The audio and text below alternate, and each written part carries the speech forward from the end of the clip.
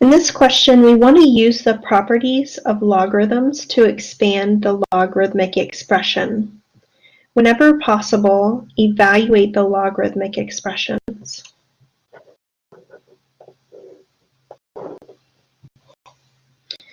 So since we want to expand the logarithmic expression, we're going to use some properties associated with logarithms. These properties are called the product rule, the quotient rule, and the power rule. So each one of them provides us with some flexibility on how we expand. So the product rule is going to allow us to expand when we have a product inside of the log, and that product expands to be the sum. The quotient rule is for when you have division, and it expands to become subtraction.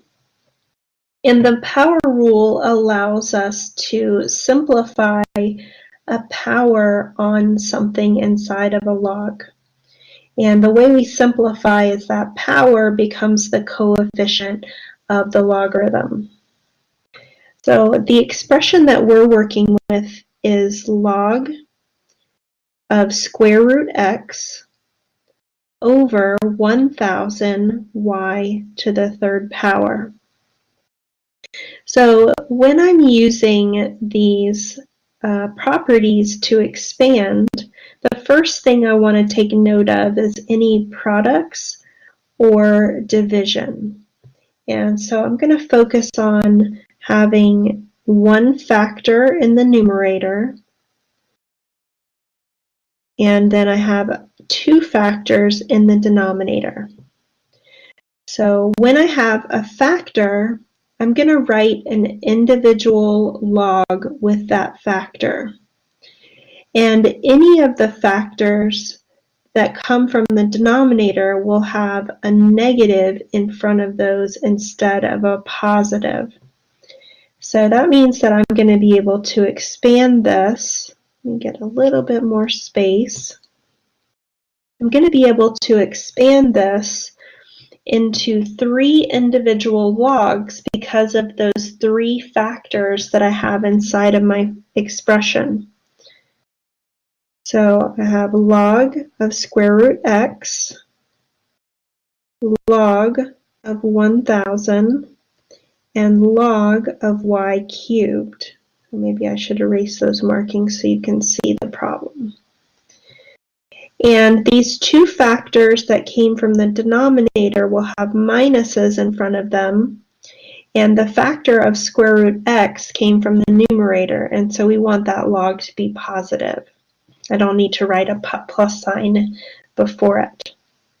So we've applied both the product rule and the quotient rule to expand the log. And we have some opportunities for more simplification. You'll notice that on this last log, we have a power, so we're going to be able to use the power rule. But in addition to that, sometimes we forget that radicals can also be written as powers. So I can rewrite that square root to be x to the 1/2. Square root of x and x to the 1/2 have the same meaning. So the first term and the last term both have powers, and I'm going to use the power rule to simplify them.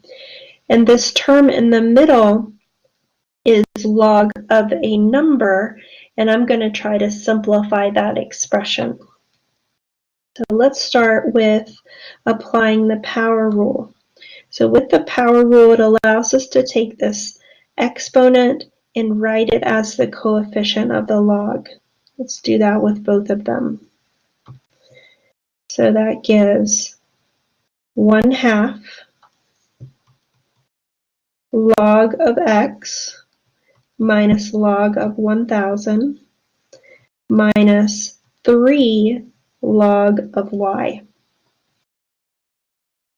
So now I'll work on simplifying this log of a number, log of 1,000, And whenever I'm simplifying this, I'm going to use a process that helps me get to the answer a little bit easier. Logs seem a little bit confusing, but every log equation can be written as an exponential equation, and exponential equations are much more familiar and comfortable for me. So I'm going to say I'm not sure what this log expression equals.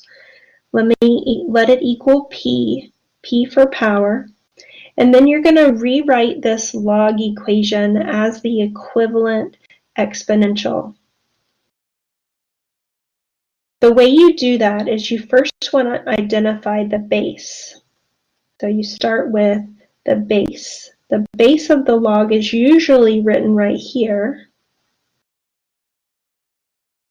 And we don't have one written down, so the base of the log is usually written in a smaller font, and lower, we call that a subscript.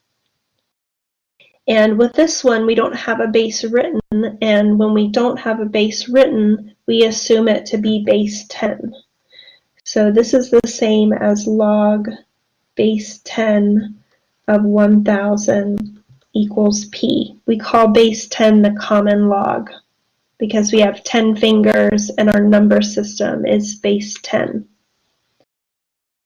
And once we identify that base, the base of the log will be the base of the exponent. So the base of our exponent is 10.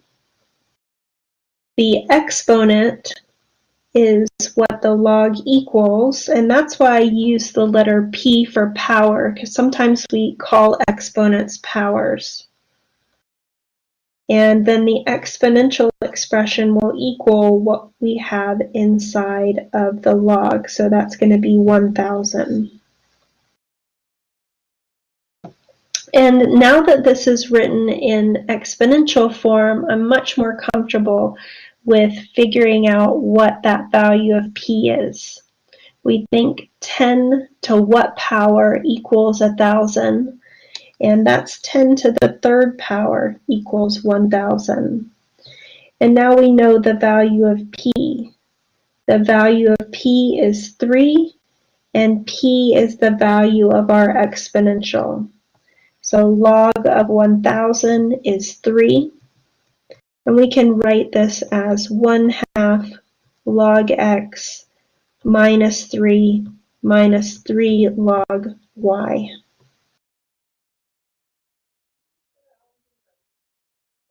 Thank you for checking out my videos. Have a great day.